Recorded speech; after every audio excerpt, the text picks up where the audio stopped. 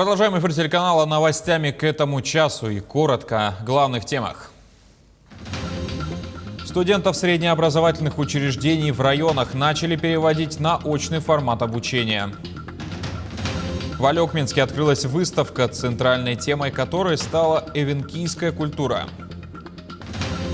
Федерация спортивной борьбы России приняла решение о допуске зрителей на чемпионат страны по вольной борьбе.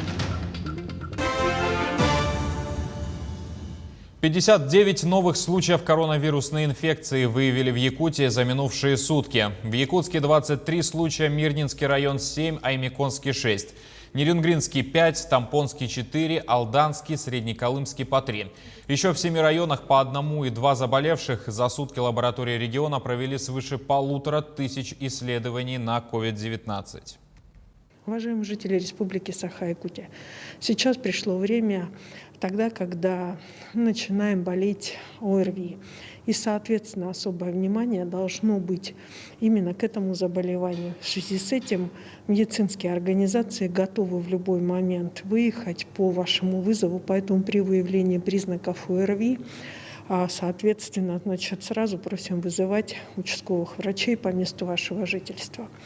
Ситуация по больным, которые находятся в наших больницах сегодня, особенно тяжелым, она характеризуется наличием, соответственно, ситуации, при которой в основном тяжелеют граждане, имеющие хронические заболевания и возраста старше 60-65 лет. Необходимо обратить внимание, что эта группа как оставалась, так и остается самой сложной группой именно в течение заболевания. И, соответственно, их охрана и забота о них сегодня является одной из базовых проблем и по решению вопросов по их как вакцинации, так и выздоровлению является основной задачей всех учреждений здравоохранения и органов государственной власти на территории республики. На сегодняшний день из 42 учреждений среднепрофессионального образования 37 организаций перешли на очно-дистанционный формат. За парты садятся подгруппы до 15 человек путем чередования. В смешанной форме обучаются более 20 300 молодых людей. Далее в Арктическом колледже Севера и Якутской балетной школе весь процесс обучения организован в традиционной очной модели. Но в связи с эпидемиологической обстановкой 3 СУЗа, где обучаются около 700 человек, все же находятся на дистанционном формате. По информации Минобразования региона, заселение студентов в общежитие осуществляется при наличии справки о состоянии здоровья. В общежитиях уже порядка 1200 человек. Основная масса у нас работает в смешанном формате. Здесь у нас применяется дифференцированный подход. Это разделение группы на 2 части, не более 15 человек, где половина группы обучается в очном формате, половина группы дистанционно. Производственная практика и вообще практическая часть обучения, оно предполагает обязательно очный формат обучения, то здесь мы приглашаем наших студентов для освоения вот этой программы, и поэтапно мы выходим уже на очный формат обучения. Студенты Намского педагогического колледжа имени Ильи Винокурова вернулись к очным занятиям. Пока это студенты из Намского района, остальные учатся дистанционно. Далее ребят будут приглашать в стены родного заведения поэтапно с 1 марта совершеннолетних студентов первого курса, которые дали свое согласие на очное обучение и которые имеют прививки или справки о наличии антител. Далее, если эпидемиологическая обстановка в республике улучшится, на очное обучение пригласят с 1 апреля 2 и 3 курсы, не выпускные группы. Выпускников пригласят с 17 мая после прохождения преддипломной практики. С 1 марта планируем пригласить первые курсы только совершеннолетних из других вузов республики. Мы их планируем заселить в наше общежитие каменное. Там созданы все необходимые условия с соблюдением всех санитарных норм.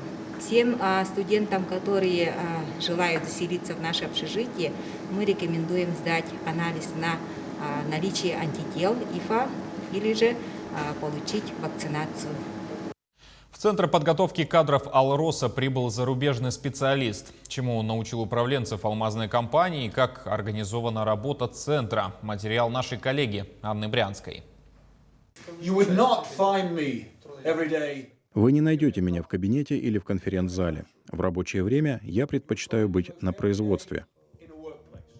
Вместо парт невидимый круглый стол, вместо учеников опытные руководители. Правда, седовласый мужчина, не учитель английского языка. В Центре подготовки кадров заграничный гость рассказывает о важности техники безопасности.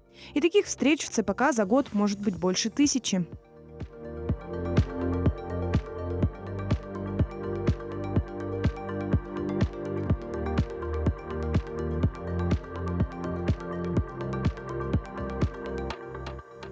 А ведь есть в Центре подготовки кадров бойцы невидимого фронта. Те, кто полностью организовывают все семинары и тренинги, готовят будущих специалистов для компании.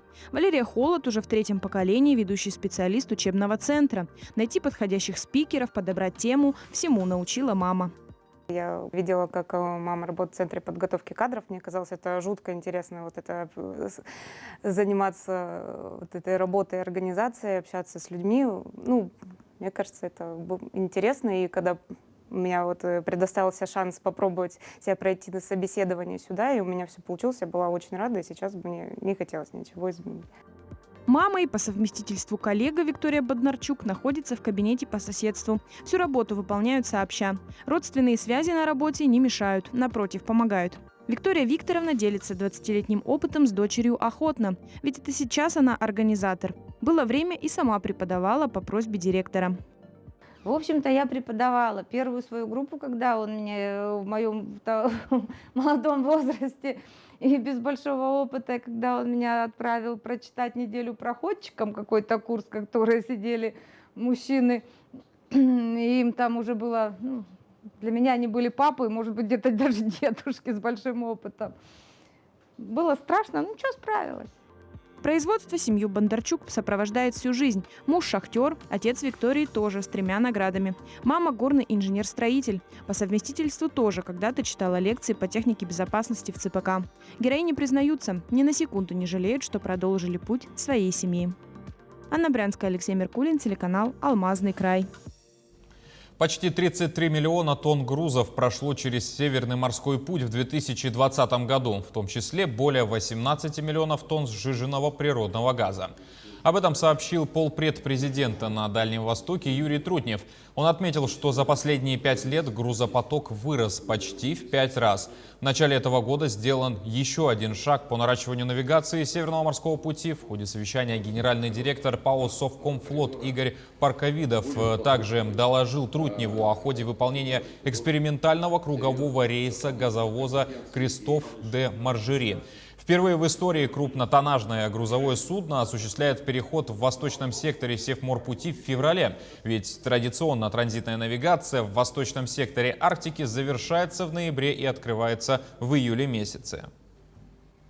С учетом результатов данных рейсов доказана практическая возможность существенного расширения окна навигационных возможностей Северного пути для других пользователей этого маршрута, в том числе Международного торгового флота, использование которого практически вдвое сокращает расстояние и время транспортировки грузов по сравнению с традиционным южным маршрутом. Увеличение периода арктической навигации означает и развитие инфраструктуры прибрежных территорий. Это непременно коснется и порта Тикси в Якутии. Юрий Трутнев отметил, что работа ведется по всем направлениям. Отдельно мы в ближайшее время будем смотреть науку и технологии, мы будем смотреть развитие портового хозяйства, связи, обеспечение спасения судов. В рамках этой работы мы будем определять приоритеты в развитии портов. Будем добиваться того, чтобы у нас на всей протяженности Северного морского пути люди всегда чувствовали себя в безопасности, суда могли обслуживаться.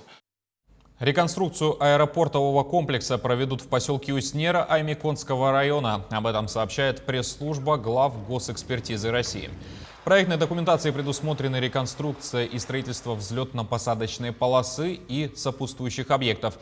Длина обновленной полосы составит 1670 метров, что соответствует аэродрому класса «Д» и позволяет осуществлять полеты судов типа «Бомбардир Q-300» без ограничений, говорится в сообщении.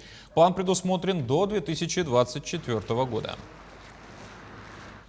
При Национальном центре культуры Алекминска открылась выставка Марии Антоновой. Темой стала эвенкийская культура. С работой ознакомилась Елена Фаст.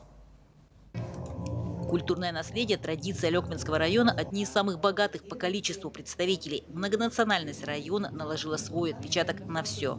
В этом году в Национальном центре «Гармония» начал работу эвенкийский клуб «Гасагор». Мы открыли этот клуб для того, чтобы объединить наконец-то все национальные наследия нашего района. И чтобы они чувствовали у нас в Центре культуры как дома. Значит, подъезжали, проводили свои выставки, делились своим творчеством. Ну и, естественно, главная задача, чтобы носителей культуры выявлять, записывать их, популяризировать их творчество и передавать, естественно, молодому поколению алекминчан. Открыла работу клуба замечательная выставка мастерицы из национального киндигирского наследия Марии Федотовны Антоновой. Она в течение 3 лет занимается, принимает участие во всех этих выставках Республики Саха-Якутия. И в дальнейшем у нас план, чтобы она приняла участие в городе Салехард, Ямало-Ненецкий округ, международном выставке Дальнего Востока и России. Великолепие работ неоспоримо. Огромный труд за каждым изделием, будь то мех, бисер или кожа. Хорошие работы, улыбается Капиталина Егоровна Трынкина, народный мастер из села Тяня. Капиталина Егоровна, она, всю жизнь проработала в Красном Чуме. Раньше так называлось Красный Чум, и в Красном Чуме проработала работницей этого чума. И ушла оттуда на заслуженный отдых.